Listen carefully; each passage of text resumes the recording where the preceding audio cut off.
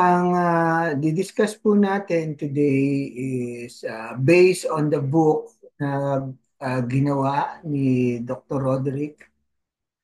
Uh, kung gusto niyo magkaroon ng copy, you can ask for copy at napakaganda po nito kasi sinamarize na lahat ng mga topic.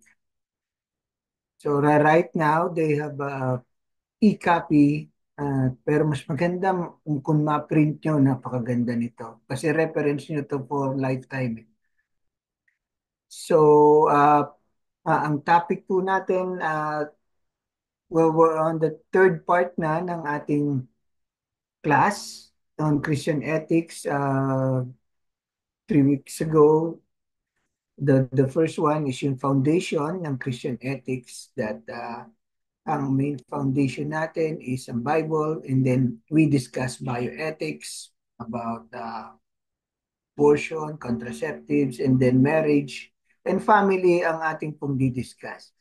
So before we start, let's pray to the Lord for guidance. So tayo po yung manalangin. Let's pray.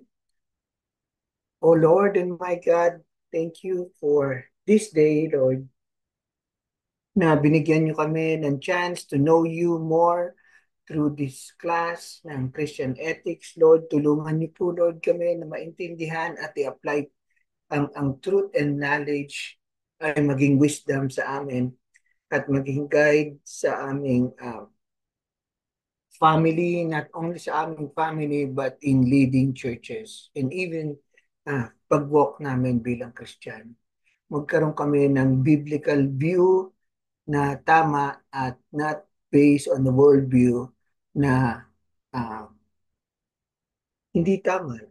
And Lord, please empower me now as I speak and empower the listeners that you will open their hearts and minds so that they could comprehend the great truths you're going to reveal to them.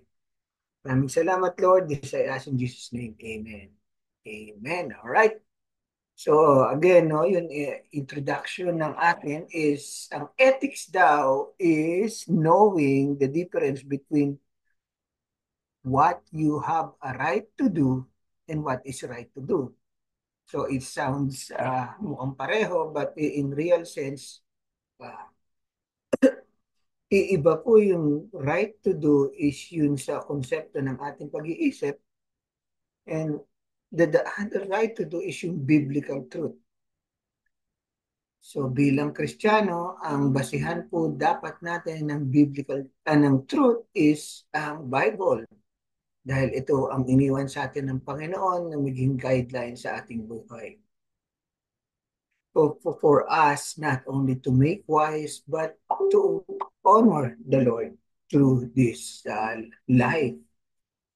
So we will journey in the depth of ethical reasoning grounded on the scriptures and powered by the Holy Spirit.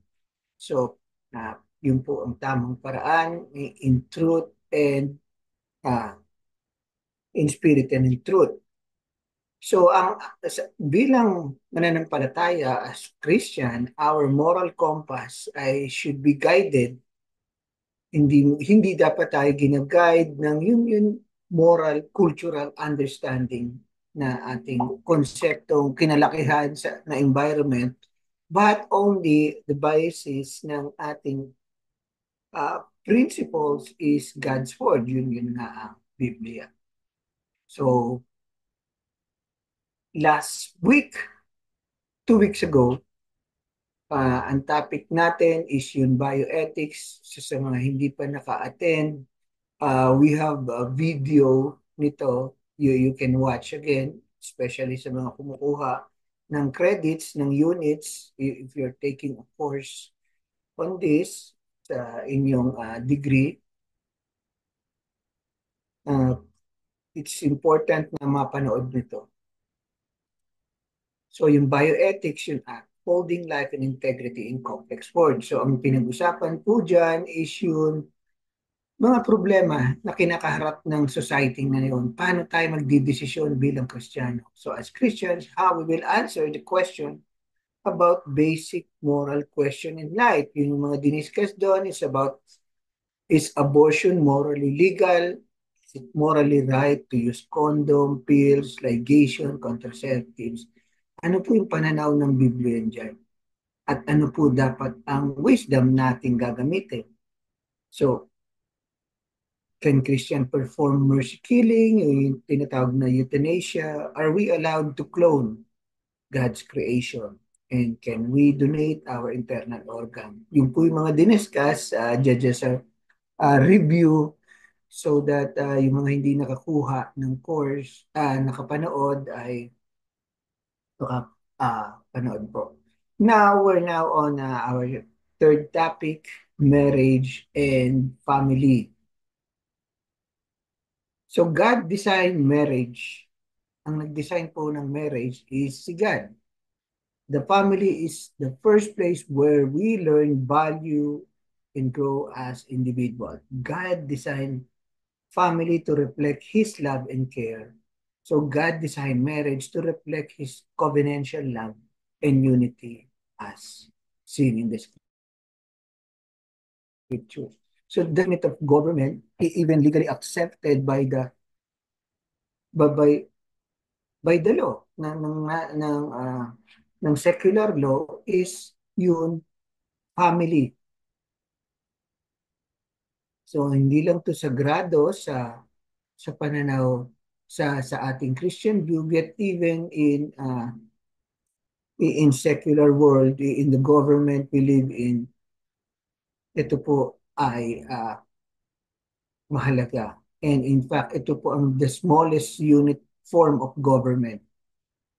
And so it all starts sa family. Kaya napakahalaga na maintindihan natin na paano natin i-apply bilang Kristiyano sa loob ng ating family. So yun po yung mga challenges eh. And we know madali yun, pero papasok yung mga question eh. Like realities ng divorce, annulment, remarriage, ito yung mga challenge. How we will exhibit yung biblical principles natin.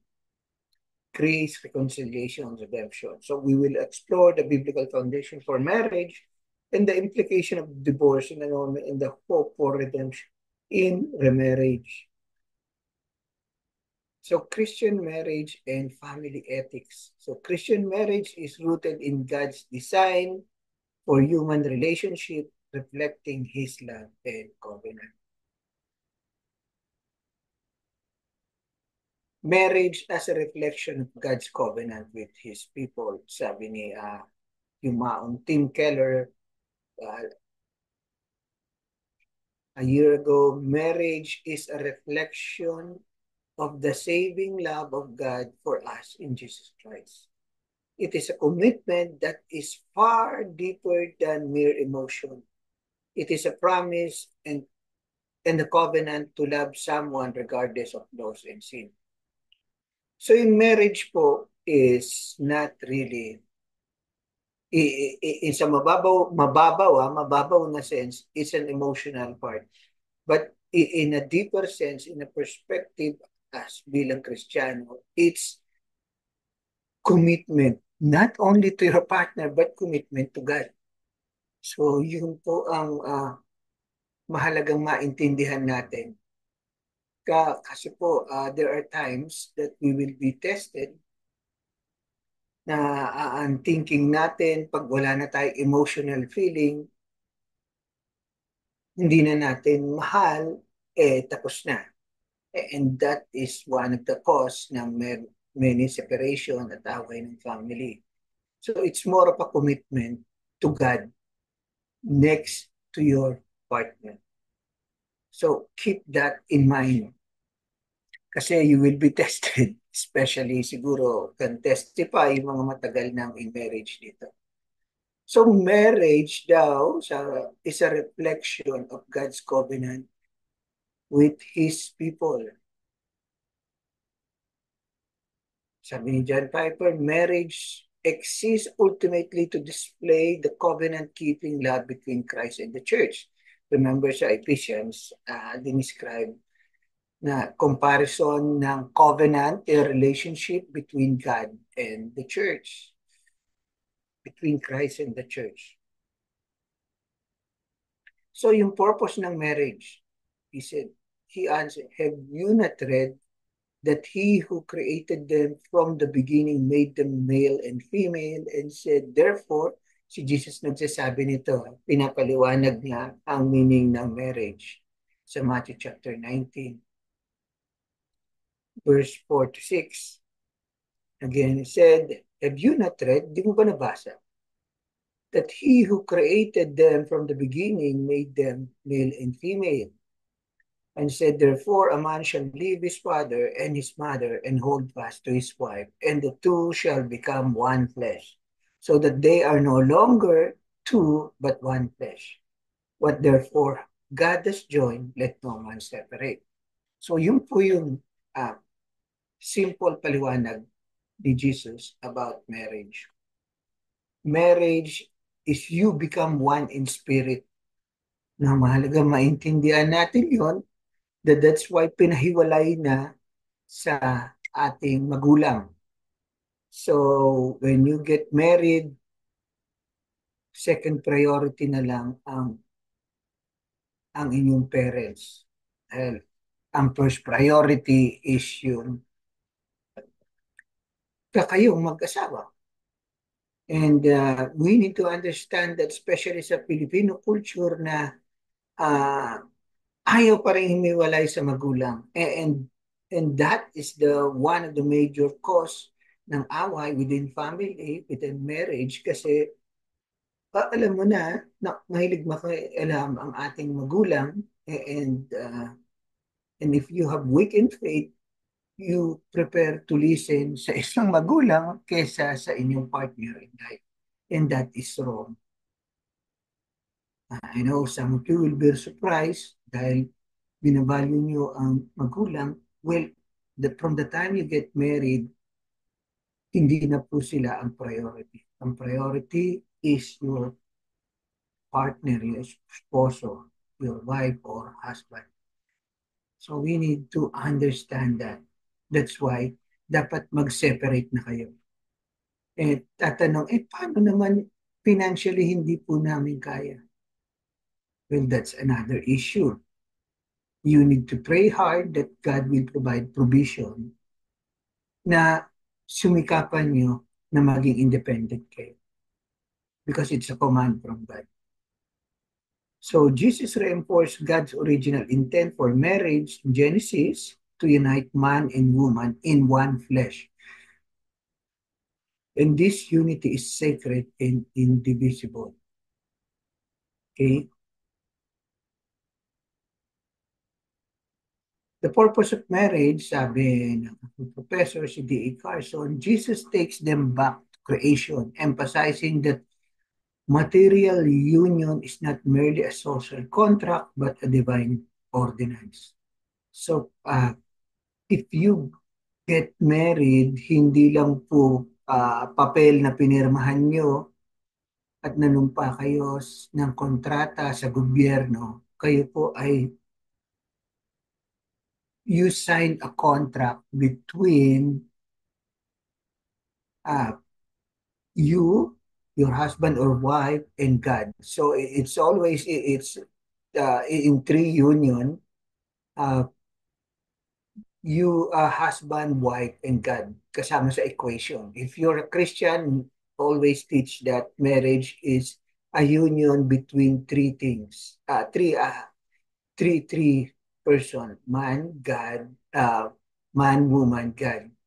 Why it's important? Kasi kapag nagka-away kayo mag-asawa, you still have connection through God na naka-triangle yan, di ba? So God will connect you back to your husband or to your wife. So we need to understand that. So marriage reflects God's faithfulness to His people. Sabi sa Ephesians 2, that husband love your wives as Christ loved the church and gave himself for her, so that he might present the church to himself in splendor, without spot or wrinkle or any such thing, that she might be holy and without blemish. This mystery is profound, but I'm saying that it refers to Christ and church. So the main context of this is Jesus repairing yung relationship ni Jesus Christ to the church, and yet ang ginawang illustration is husband and wife.